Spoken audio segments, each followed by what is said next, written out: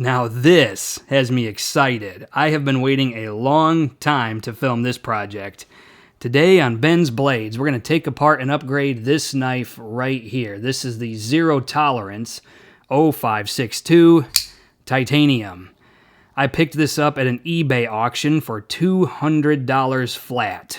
The previous owner described it as being carried a lot but used rarely. And based on the dirt and grime that's in the screws, the light wear and tear on the titanium as well as the pocket clip, as opposed to the practically zero wear and tear on the blade, I'd say that's probably pretty true. We have a fairly low serial number on this blade, interestingly, 1672. I know they are significantly higher than that now. This is a pretty popular knife and it sells quite a lot, if we're being honest. So let's talk about it. It has a 3.5-inch blade. It is in 20 CV. We have a blade that is not particularly drop shut. I mean, you can shake it shut without any trouble at all.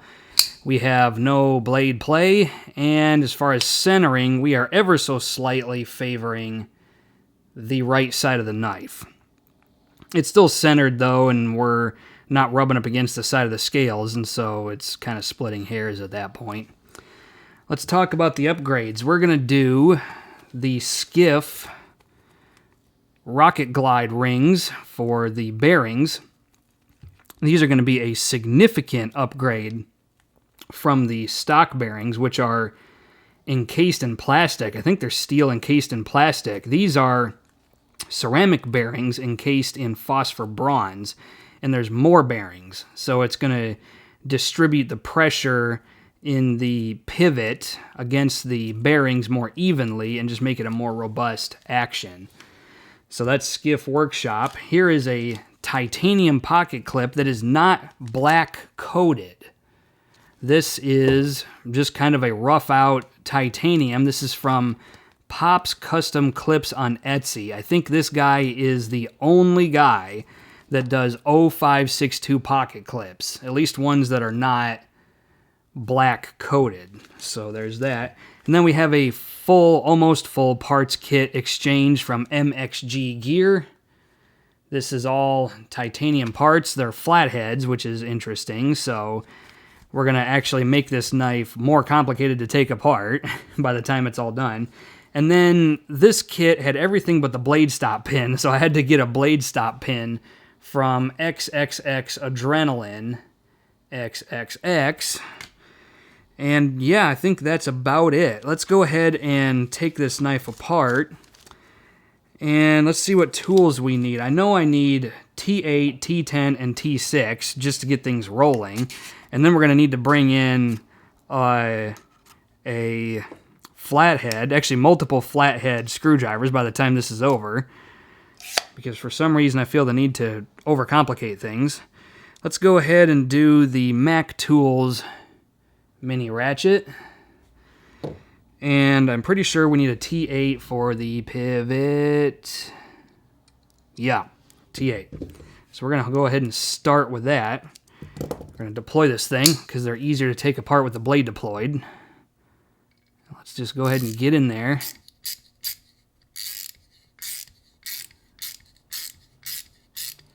I'm spinning. Let me see if I can try to avoid it. Well, no, it doesn't look like it. Well, crap. I don't have any more T8s that I can use on this. What if I can squeeze a hex in there? No. Oh boy. Well, we might be dead on arrival before we can even get started. Let me try putting some pressure against this with maybe just this cloth will hold it in place just enough to get things. Yeah, that did do it. I just needed some more abrasion to hold the other side of the pivot in place. It's nice how sometimes things just work out like that. I was sitting there thinking, oh boy, I might have to go online and get another T8 and come back to you guys. I should probably do that anyway. I should probably get more T8s because I have, like, these are two T6s, and then I have two 5/64 hex. I have 2 1/8, and then I have 3 spanner bits for hinderers because I take apart hinderers a lot. So there's that. Oh boy, this thing is oily. Whoever owned this last definitely did a good job keeping it lubricated.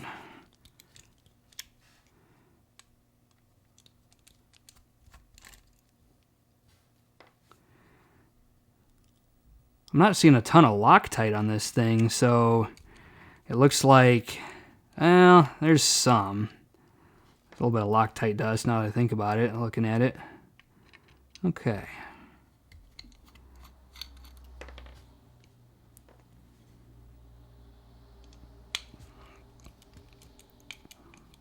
And we are free spinning. Is there anything I can do about that? Just applying pressure? No, not really. So, well, maybe we don't need it. Maybe we can deal with that later. Let me just try to take the ones off that I can.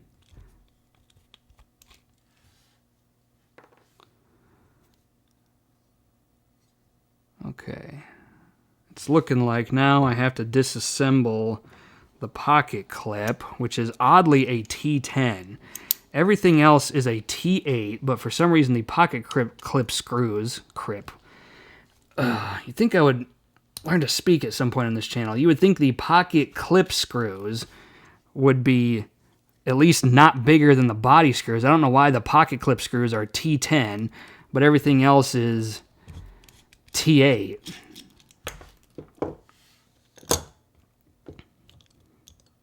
Okay, now we have a knife that just kind of falls apart, which is fine by me.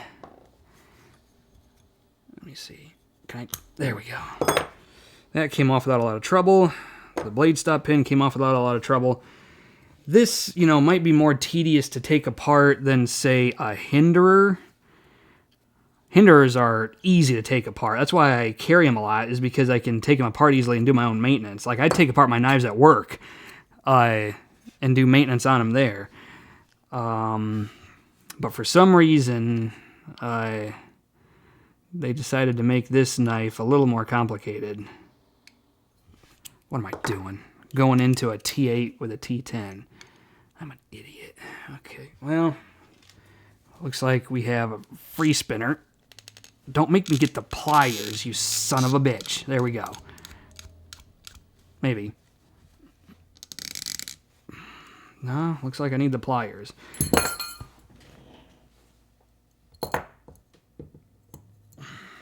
That's interesting. It's loose, but it's still, like, locked in. Well, I'm going to take the pliers. I'm not even going to go ahead and put painter's tape on it, because I'm going to throw the standoff away anyway, because I'm not going to need it. So it doesn't matter if I just get in there raw. There we go. Get in there raw. That's what he said. I'm going to get in there raw. Every day. Every morning. Okay, this is a T6 for the lock bar stabilizer. And then I think we're back to a T8 for the lock bar insert.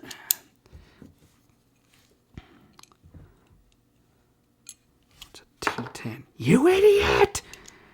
T10. Quit fucking with the T10. There we go. So now we're pretty much completely disassembled. Ooh wee, there's a lot of oil in there. My man, whoever owned this last, you are doing it right. So this is a dirty little boy. Let's go ahead and grab the Slip 2000 725, because this is going to take a lot of this dirt and grime and grease and oil and everything and just basically neutralize it and make it disappear. And we're going to kind of, excuse me, go to a clean slate. So it's definitely going to clean and get rid of all the old oil that was on it. And we're going to put a whole new coating of lubrication on this whole thing.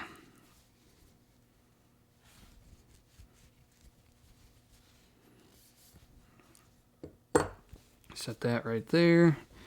And then the titanium scales.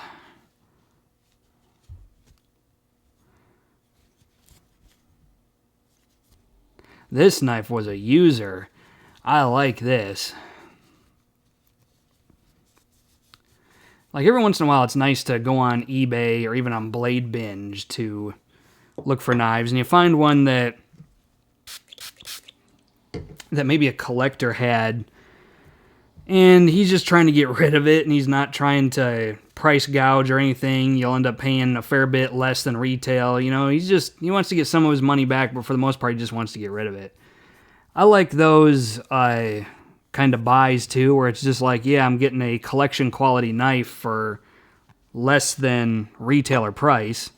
But then there's also users where you get it and it's just like, this thing is kind of halfway broken in already, or even all the way broken in, and this is nice. This is like, I'll take this and carry this in my pocket a lot.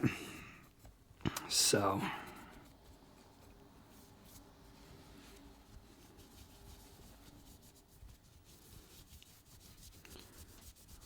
all right, that's about all the cleaning we need to do since we're replacing literally every part. Let's start with the blade stop pin from Adrenaline, XXX Adrenaline XXX. Because this would have been the only part that I was still black on the knife, and I was just like, my OCD can't do that. Like, my fuzzy little head would have exploded. So we're not going to do that. What can we do before we start lubricating parts and putting the blade back on? Let's go ahead and do some of the MXG gear parts. I have so many freaking baggies of parts, it's ridiculous. All right. Now, like I said before, we are going to make this knife more difficult to take apart in the future because we're going to flatheads as opposed to torques. And then you have a free spinning pivot that you have nothing to grab onto on the other side. And so, for some reason, I just feel the need to punish myself that way. I'm a masochist when it comes to free spinning pivots and making my knife harder to take apart. So. Alright, phone rang. Where was I? I am putting the lock bar stabilizer on. And that means I need a T6 for this lock bar stabilizer.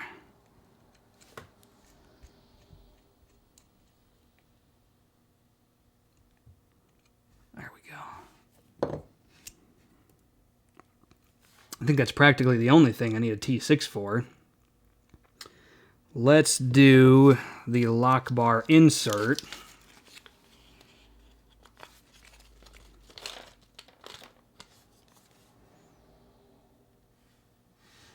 Oh, I need a short one for this.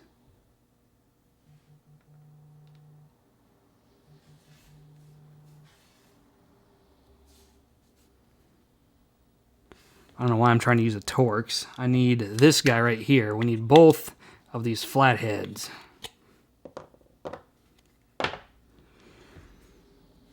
So I'm going to use a small flathead, and I think the shortest screw is for the lock bar insert. Let's try to get that in there and see what happens.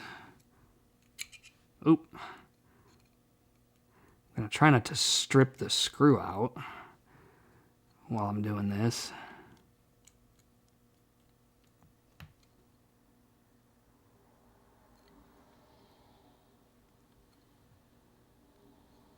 Yeah, looks like that is the lock bar insert screw. Let's go ahead and put the standoffs on. Where are they? Right here. And we'll even go so far as to put the pocket clip on.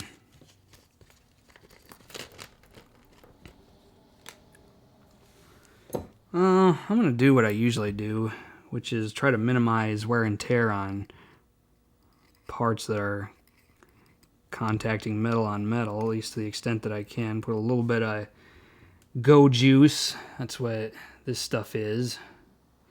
It's just ALG Go Juice. In my opinion, this is much better than like KPL. It is a much better lubricant for knives.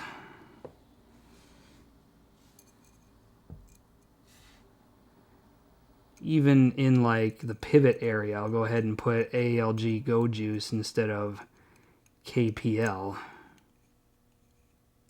Trying my hardest not to mar any parts, so I'm kind of holding my nose for this one. I don't even know if I'm going to tighten these down all the way. I just want to get them on so that less that I have to worry about later.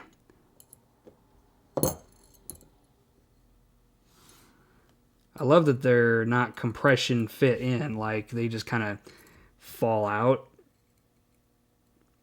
The stock ones that came in it were compression fit, and sometimes those can be hard to get them out or even get them back in if you're doing like periodic maintenance.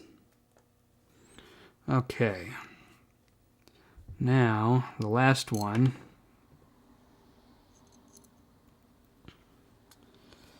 Put the screw in there. I just wanted a monochromatic knife. I've never understood Kershaw and ZT's insistence upon using like black parts. I mean, a lot of production knife companies are guilty of it. Zero Tolerance, Kershaw, Benchmade, Hogue. Oh my God, the biggest offender is Hogue. And then there's no aftermarket parts for it, so it's just kind of, you're just kind of stuck with it. So this pocket clip is going to be interesting to get in there because it's bent such that it's not going to be perfectly flush with the titanium part of the knife, and we're going to have to go in there with a screw to get it to go in properly. And I did this with a different knife off camera, a different 0562, and I seem to remember it being the biggest pain in the ass part of doing this build was the screw not wanting to go in because the pocket clip was under such compression that the screw wouldn't go into the standoff on the other side properly. Okay, this is where I gotta hold my nose, so let me just set it down like this and try to see if I can find the threads. Yeah, there we go. Found the threads. And now we're just gonna have to tighten it down until it bends the pocket clip into submission. Ooh.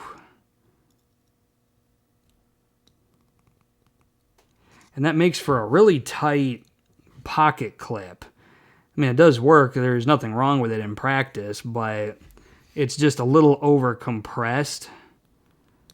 I mean, when you're kind of an amateur like parts maker doing this out of your garage, like we don't expect perfection, but it's not ideal. It'll work though. It'll definitely work. And it looks great. I mean, I think it looks much better than the black ones where the paint or the coating or just whatever it is just going to fall off. So it's still better than that. Okay, let's do Go Juice. And then we'll get the Skiff bearings in there. So the Skiff bearings have 11 balls. 11 balls of fun, as opposed to 7 in the stock ones. Check that out. Yeah. So good stuff from Skiff, and I have found that these significantly improve the action. I have been consistently impressed by how much the Skiff washers or bearings, depending on the knife, actually really improve the deployment. And just like how smooth it feels when it gets when the blade gets deployed from the knife, when it gets actioned, so to speak.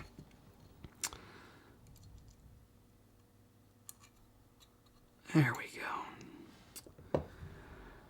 Now, put a little bit of lubrication on the other side. And I'm going to set the, well, no. Before I do that, I almost always forget to do this. I always almost forget to do this. We need to do some EWG, Extreme Weapons Grease from Slip 2000. And I put this on the detent hole and along the detent path because it has more staying power than oil.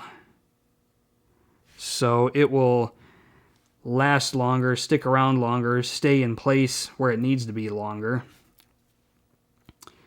And that is what I like. Because while I do take my knives apart a lot to do maintenance on them, because I carry them a lot, I also don't want to have to take them apart that often. I want them to last a minute before I got to come in here again and do this.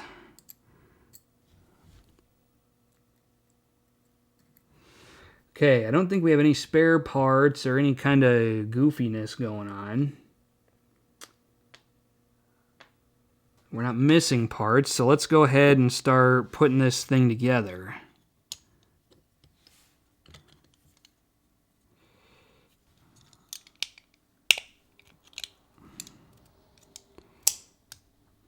Okay, now the best thing to do is probably just hurry up and get the pivot screw down in.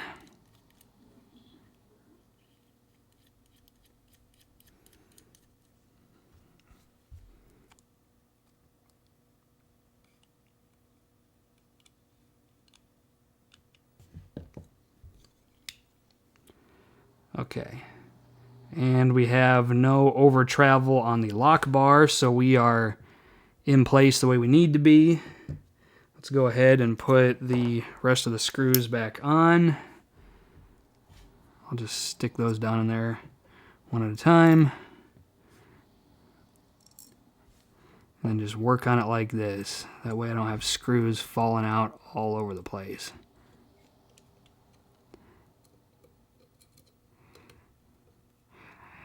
Like I said, I just did this off camera with another 0562. It was an 0562 carbon fiber in CTS 204P, where I did these upgrades. And this one, I really wanted to just kind of breathe new life into it. I wanted to take a knife that I'd already seen some mileage and kind of, you know, upgrade a few parts and then put it in the pocket and carry it for a while and have some fun with it.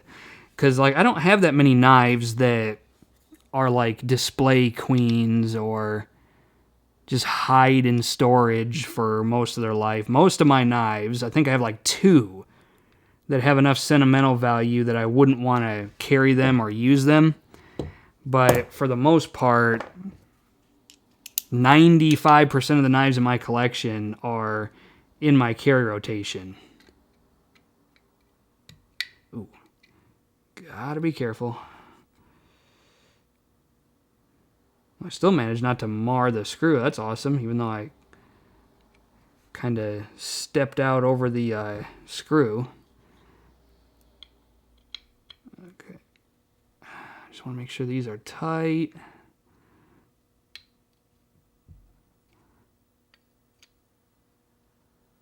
Awesome. Now let's try the action. We're dead center, but are we too tight? Actually, I don't think we are. No, we are good to go. And dead center with 0 effort. Let's wipe this thing down. Actually, before we do that, let's go ahead and do the LPS2 for the blade. Do this on every knife. This is probably more useful on like D2 tool steel or 440C or 14C28N, things like that. But since I use it on fairly low-end steels, I'm just going to use it on everything. And it's going to leave this like temporary coating on the blade that, yeah, it's going to be gone after the first like 3 times or so that you use it. But in the meantime, it leaves this really nice protective coating on the blade. Kind of slickens it up a little bit. Use it maybe a little bit extra corrosion resistance. I mean, it's not hurting anything, so some people might say, well, that's completely unnecessary. I don't care. I'm going to do it anyway. All right, let's check things. We are dead center, absolutely perfect. Flips perfectly fine. We have no blade play. It's still not drop shut. Let me see, maybe loosening it will get some drop shutty action out of it. I just want to give it a try since things are going so well. Well, no, because then we're off center. So I would say right now,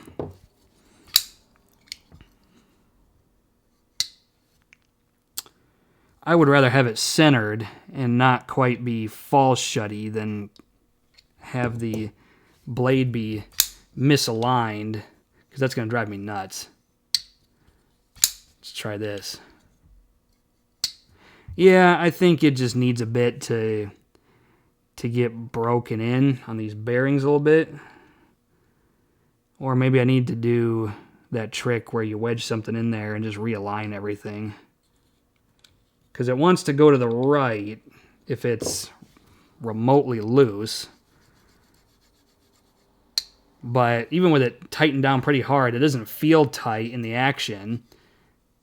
Like, it feels great. So I think I'm just going to leave it without a fall shutty action. I don't think it needs it. It's fine. Well, there you go. Now we have a fully monochromatic, zero tolerance 0562 titanium. Everything from the screws to the blade stop pin to the pocket clip, we are fully stainless steel or brushed or stone washed, no black parts. Isn't that lovely? Awesome stuff. Yeah, wonderful. Okay, well, this is going to see a lot of pocket time now. That'll be the video for today. Questions, comments, put them in the comments section of the video. Otherwise, until next time, this is Ben from Ben's Blades telling you, I'm not wearing pants.